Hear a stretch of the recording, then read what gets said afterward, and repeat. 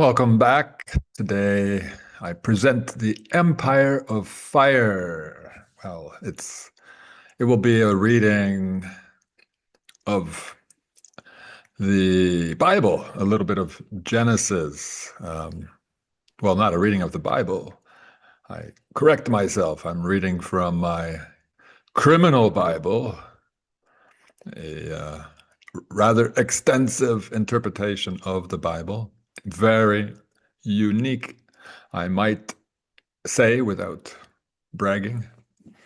Uh, and those of you who are familiar with my work know that I reject conventional history, all of it outright, have no time for it, nor for the media. It's all stories and fairy tales. And I've managed to produce, I think, a more plausible explanation of our past.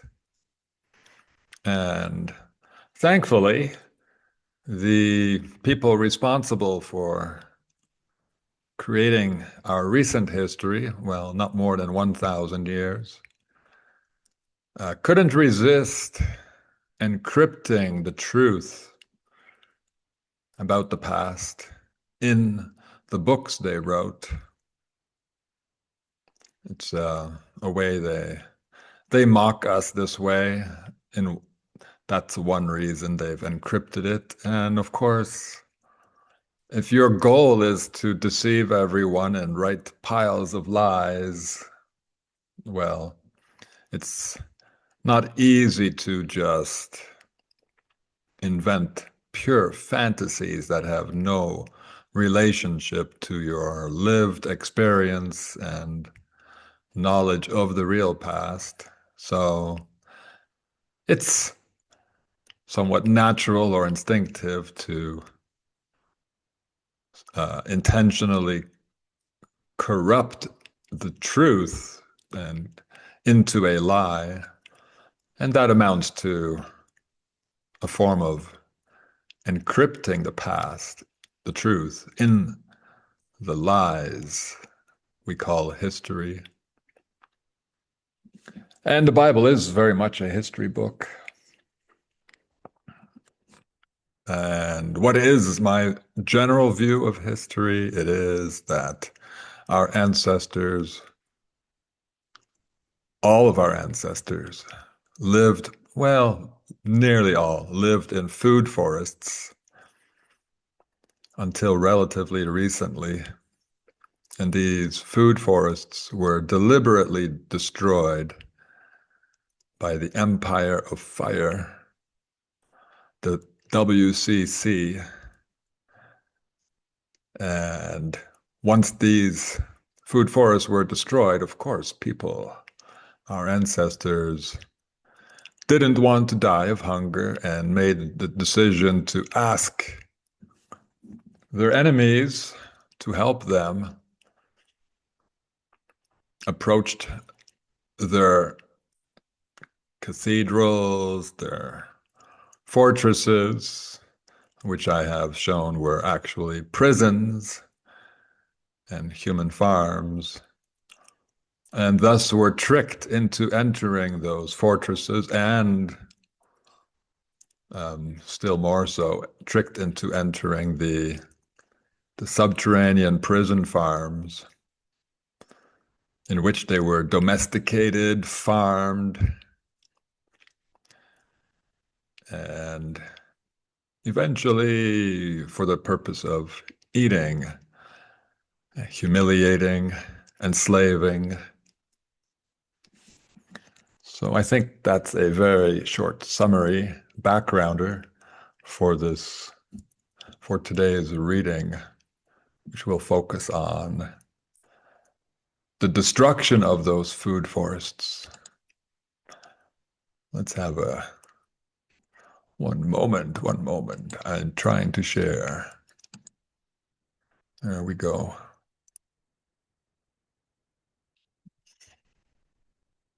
Genesis, the Garden of Eating. I've called them the food forests. After telling us that God put plants on earth, Genesis tells us the Lord God planted a garden eastward in Eden, and there he put a man whom he had formed. Curious, isn't it? Why did God make a garden after he put all his plants on earth? Perhaps he chose only the best plants, rejecting fruitless plants, inedible plants, and poisonous plants. And this means weeding, and if God was a wise gardener God, it means fertilizing the garden with human manure, or perhaps I should call it holy shit. The Bible claims God was a good gardener because, I quote, "And out of the ground the Lord made grow every tree that is pleasant to the sight and good for food, the tree of life also in the midst of the garden, and the tree of knowledge of good and evil." Apparently, God produced a beautiful food forest. Apparently, God here symbolizes our food forest gardening ancestors. This word God is used very freely in the Bible, confusingly, of course, intentionally so. But here it seems to refer to our native ancestors who created a planet of food forests. What is the tree of life? Isn't every tree a tree of life and and a living tree? Yes, but a tree of life is one that sustains the lives of humans by producing good fruit and nuts, I should say, or nuts, perhaps. I quote, "And the Lord God took the man and put him into the Garden of Eden to dress it and keep it, to be the gardener. And the Lord God commanded the man, saying, Of every tree of the garden you may freely eat, but of the tree of the knowledge of good and evil you shall not eat of it." Should. "For in the day that you eat it, you shall surely die." Well, that proved untrue, as Adam and Eve did eat of it, and instead of dying, they were expelled. Well, so God, really our ancestors, created a food forest for us. But what kind of God would put a deadly tree in the garden and afterwards put his children there, too? He didn't even tell them how to identify the dangerous tree. Would you put poison in a refrigerator or a pantry full of food and make it accessible to children? So what inspired the authors to invent the name Eden?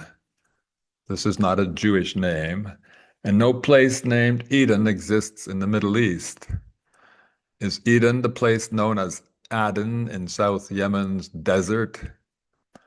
Obviously not. Is Eden in Sweden or Denmark? I am joking.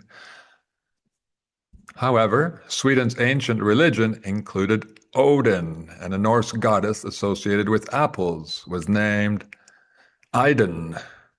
Idun's apples provided immortality, and according to the serpent, Eden's fruit would make people like God, who is immortal. Unfortunately, these parallels concern purely fictional ideas. The true origin, the fact behind the fiction, is that Eden refers to all the food forests that were once on Earth. A food forest is, one might say, a garden of eating. That word is the inspiration behind the invention of the word Eden. Once again, we have a European origin for a word we thought was Middle Eastern. If you believe my interpretation is weak, you have not seen enough evidence that hundreds of the Bible's names have European origins, and the Bible is obsessed with eating, human farming, and cannibal rituals. Next subchapter, the destruction of Eden. What happened to Eden after Adam and Eve were expelled? No one in the Bible sees or visits Eden again. It vanished. How? As I discuss in my 4 other nonfiction books, all food forests were incinerated, burned by the WCC with beams of concentrated sunshine produced by flying airships equipped with large magnifying glasses. The systematic burning of the world's food forests is one of the WCC's most shocking secrets. However, it explains why the Earth has very few old-growth forests, very few trees more than 200 years old, especially in the temperate regions in which the WCC prefers to operate. Genesis also has clues that support my theory. Let's examine them. After the expulsion of Adam and Eve from the Garden of Eden, quote, God placed on the east side of the Garden of Eden cherubim and a flaming sword flashing back and forth to guard the way to the tree of life. Why didn't God want to grant people access to the tree of life if the sin that provoked him to expel Adam and Eve did not involve that tree and only involved the tree of the fruit of the knowledge of good and evil? It's a little bit cruel, isn't it? Well, next question. Who in their right mind tries to protect a garden with a mobile, flaming sword? This is dangerous. Gardens can burn during dry seasons. A moat would be safer. But the point is, my point is, that God did not want to protect the Garden of Eden. Instead, he made it vanish with his flaming so-called sword. The sword is a metaphor here for the magnifying glasses, lens used to burn forests, perhaps with the help of brimstone, and a fire accelerant that might interest people who are interested in, what's it called? Chemtrailing and the recent spate of forest fires on at least 2 continents. The flaming sword represents the solar weapons with which the WCC destroyed our ancestors' food forests. How was it done? By directing magnified beams of sunshine back and forth, like God's sword, over the garden forests. Those beams were magnified with large magnifying lens. Genesis will support this shocking interpretation. In fact, I just did some work on Ezekiel. It's clear that the authors used the word sword to mean something very different, to mean something that produces intense heat and light. How did the WCC move large magnifying lens over forests? The answer is in Genesis. Besides posting a flaming sword near Eden, it is guarded by cherubim. Why cherubim? Because cherubim fly, and the magnifying lens were attached to flying airships. Other details agree with this reading. For example, the flaming swords and cherubim were placed to the east of Eden. Why to the east? Because the east is associated with the sun and light, and the west, the opposite. The word cherubim also contains corroborating evidence. While che is Italian for that, the fragment rubin is Brazilian Portuguese for ruby. Together they mean that ruby. And rubies, coincidentally, are related to my theory about sunshine and magnifying lens. How? Among gems, rubies react uniquely when struck by sunlight, glowing quite intensely if their iron content is low. Thus, the authors hinted that the real story of Eden involves intensifying sunshine, not with rubies, but with glass lens. Finally, the authors used the Brazilian Portuguese word for ruby to construct the word cherubim because Brazil was the world's largest food forest. How nicely everything is connected.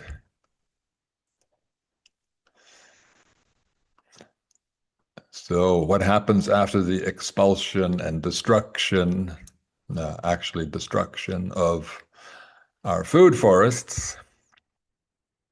The agricultural devolution. After their expulsion from the from the forest garden, Adam and Eve were forced to, oh no, only Adam. Adam was forced to toil in the fields, which implies agriculture, which means the so-called agricultural revolution happened immediately after the destruction of our food forests. This very safe interpretation is supported by the work Adam's sons did to survive. To work the soil implies agriculture and keeping flocks. Oh, did I miss a quotation? Yes. I quote, Abel kept flocks and Cain worked the soil. In the course of time, Cain brought some of the fruits of the soil as an offering to the Lord, and Abel also brought an offering, fat portions from some of the firstborn of his flock. To work the soil, as Cain did, implies agriculture, and keeping flocks, as Abel did, implies agriculture. Although the New International Version of the Bible uses the expression fruits of the soil, the word fruits functions as a euphemism. Because Cain works the soil, he is producing annual crops such as grains or beans. Since the food forests were gone, they could not offer God fruit or nuts. We should note that the Bible does not allege that human life began with hunting. However, the WCC relied heavily on hunting and fishing, both non-human animals and human animals. And that hunting economy continued until many large game and fish species were extinct or nearly extinct, which mostly happened in the 1800s. And that's the beginning of the world empire in which we presently live. There's much more interesting reading to do, but I'll keep it short. And I'll reinforce today's reading with a second on another day. I must stay focused on revising, editing, proofreading this book and getting it ready for the world, dare I say. So, and a couple more things to share, actually, not from this book.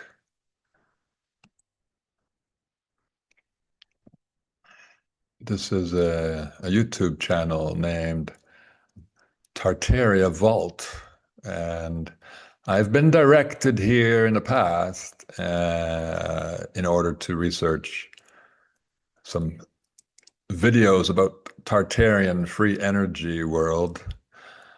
And I was disappointed. I believe there is truth in the videos posted here, but all their videos are produced with AI images, none of which actually exist. I have attempted to look for several online. They don't exist. They're all, and one of their videos had a note warning that yes, or admitting that yes, the images are produced by AI. In addition, the narrator is AI. The narrator continually claims to know or to have done primary text research in libraries and secret places, government offices, I don't know, continually, but never ever provides any proof that he has done this research, even reading. Seems to me that these videos are being produced very easily. You insert a few notes into AI, a few instructions, and presto, you have these lovely videos. No, I'm only mentioning it today because uh, they have posted a few videos about food forests around the world having been destroyed, particularly some about the Amazon having been a uh, food forests having existed all over the earth. Recently, one about Australia having been a food forest. I'm a bit doubtful. One way to prove that would be to find stumps and roots under the soil, which is possible under the soil, dirt, sand. That is possible in many parts of barren Africa, which apparently was deliberately deforested quite some time ago. And um, I think that was, the existence of stumps and roots in African deserts was brought to my attention in the days when I was very involved in researching permaculture and deserts. And there's a man, he created a movement called Farmer Management Forest Restoration, I think. And after giving up on conventional methods, discovered that just by encouraging those old stumps to grow again and stop local people from chopping the new branches off them, deserts can be what's the word, greened again. That's the easiest way. Secondly, since today's today's lecture was very much about fire destroying forests. In the past, I suspect, probably stopped around 150 years ago, probably began 400 years ago. It would have been a long-term project. You don't eliminate the world's food forests, easily, even if you have a large fleet of airships equipped with burning lens, magnifying lens. So, as you know, I think everyone knows, we are, at least during the past, was it 3 weeks, we've had a shocking, very shocking explosion of fires. I think starting with Canada, despite the fact that June was in no way a dry season in Ontario, Canada, Ontario decided to burst into flame. Uh, was it hundreds of fires? I don't remember the number. Some appearing in straight lines. And this isn't natural. I don't believe that forest fires start with lightning strikes. If they did, well, then forests would be constantly aflame since lightning strikes happen constantly. Not, of course, so much over our heads, but it's a big world, so plenty of lightning strikes are happening as we speak. After Ontario, while other parts of Canada, um, after Canada, what else? We had Spain, France, I think part of England. All these fires suddenly appearing in a matter of hours. Nothing suspicious about that. And just a couple days ago, I think it was Turkey, hundreds east western Turkey, uh, over 100 fires within a few hours. Completely natural, of course it is. And we have fires in Oregon, parts of Washington. I don't know where else. Who can keep up with it? None of this is natural. This is the same people at work, the same cult, the Empire of Fire. This time, of course, they don't want us in stone fortresses or subterranean prison farms. This time, fires are being used to persuade the world that global warming is a serious problem, and the solution will be for us to give up our cars, give up on agriculture, and no, not return to the ways of our ancestors, but move on into a worse civilization, a civilization of crowded 15 smart cities, 15-minute cities, oh, with all those lovely conveniences for the slaves who will live in them in little pods.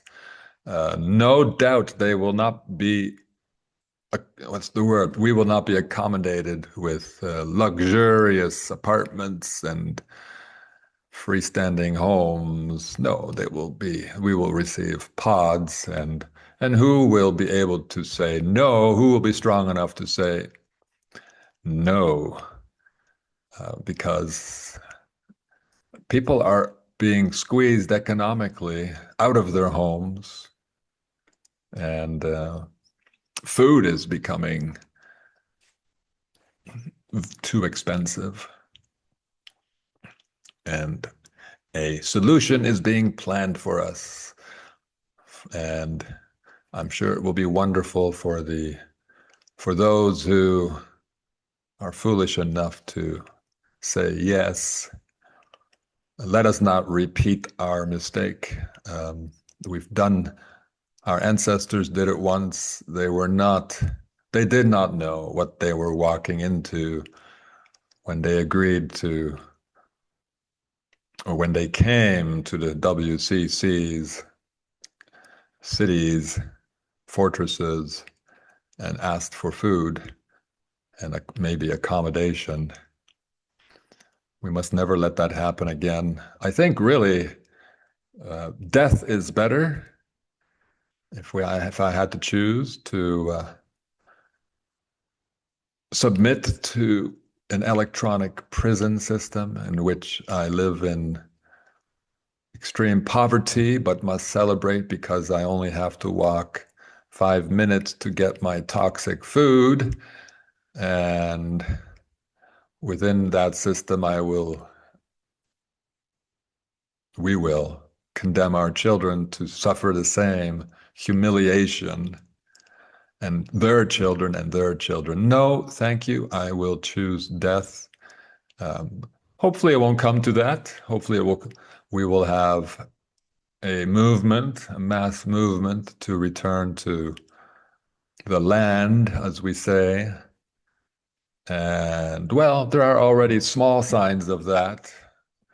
There are people who are creating, what are they called? Homesteads, off-grid living situations, eco-villages, and such things. It's a trickle, but one day, perhaps not so far away, the flood will begin. and I hope it does. I'll be there. I hope. Take care, everyone. I'll be back with a similar lecture in a few days.